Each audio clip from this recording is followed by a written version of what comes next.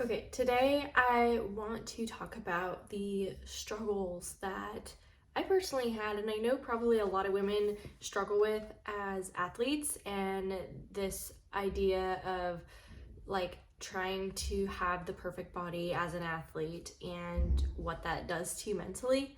If you're new to my channel, I'm Savannah. I'm a health and body image coach, and I help women get unstuck in their health journey through mindset training so that they can finally have body confidence.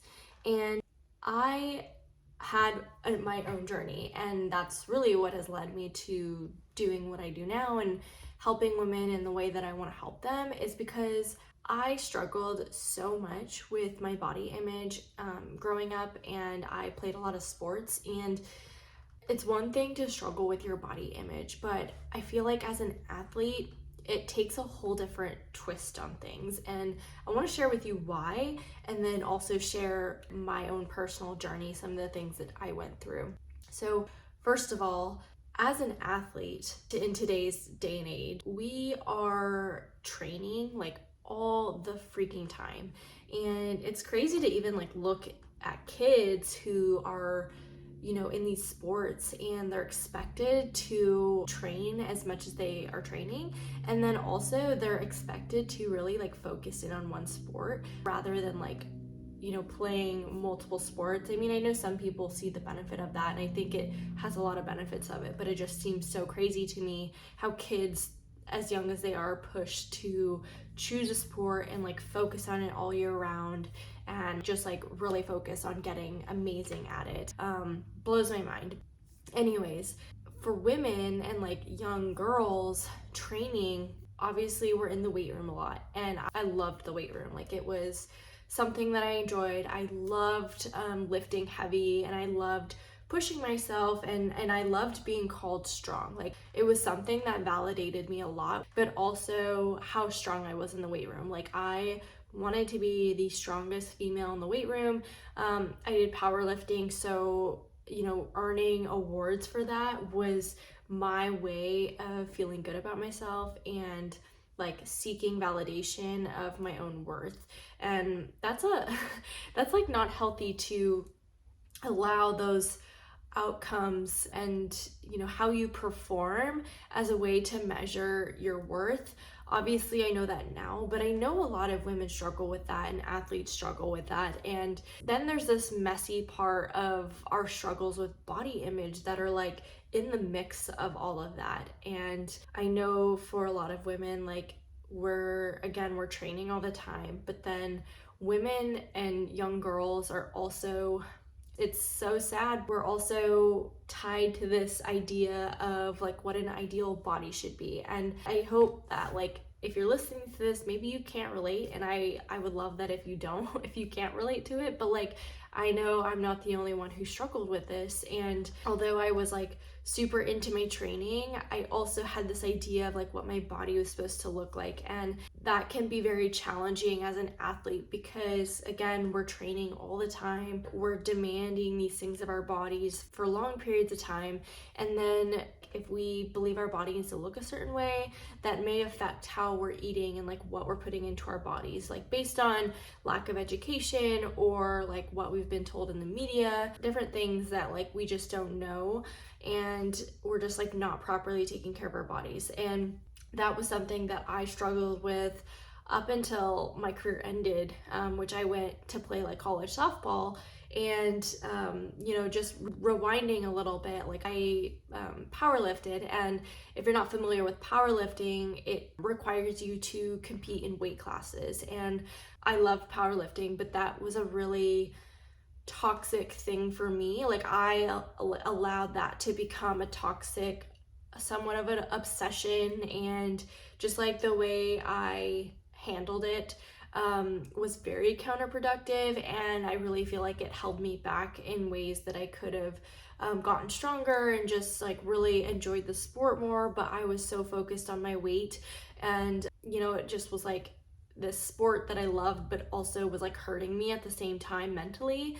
Like, I didn't know what I was doing and when it came to my food, but like I was counting calories because I was so afraid for my weight to be shown when I went to go compete, like there was a certain weight class that I wanted to be in and I didn't want to go over it because I had negative beliefs about if I did go over it, then I wasn't being in the ideal body that I wanted to be in, and I was worried that people would think bad things about me. It was just like a whole thing that I was struggling with, and it went on even when I went to compete with softball. Just like in my training, it was always this thing that I was fighting with myself of like, I wanted to be the strongest person in the room and I wanted to be the best athlete on the team and I wanted to achieve the most, and at the same time like I was pushing myself so hard to do all these things, but behind doors I was like, I want to achieve these things but like at a certain weight. I cannot go over a certain weight on the scale, and I was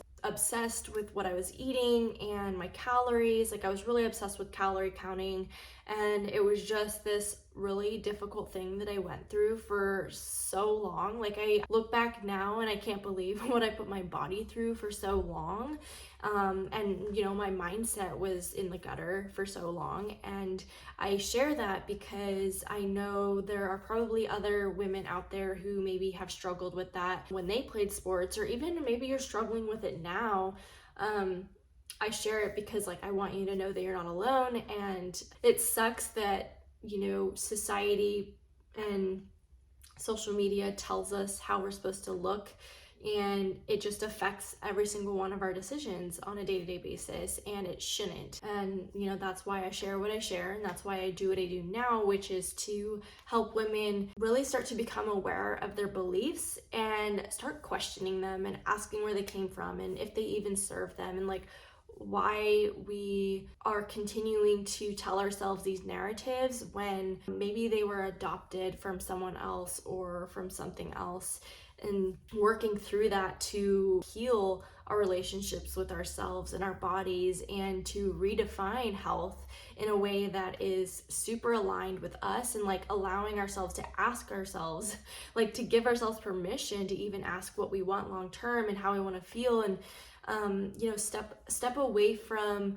the outside validation, because I think that that's where a lot of it stems from, is like we've been taught to seek approval from other people and from family members, and to allow those types of approvals to validate like our worth and our value. And it's really hard to get out of that, but it's totally possible. And I mean, it's probably always going to be a work in progress. I feel like I've come a very long way, but at the same time, I'm still working through it some days, and you know, it shows up differently as you progress in your journey.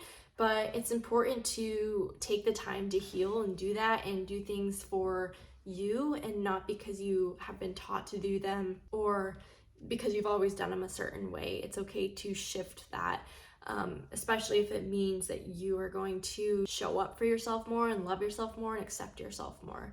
So I share that, and I have a 60-minute masterclass training. If you are like, this is me, like I need this, it's free, you can join and get access right away, and I just walk you through my process of how I help clients, and you can kind of start to see the steps that you need to take in order to start that healing process, and really understand yourself more and your motives and your beliefs, and how you can start to shift that narrative for yourself so that you can really create a plan that is totally aligned with you. So I'll make sure to leave that link in the description, and you can join and get access to it right away.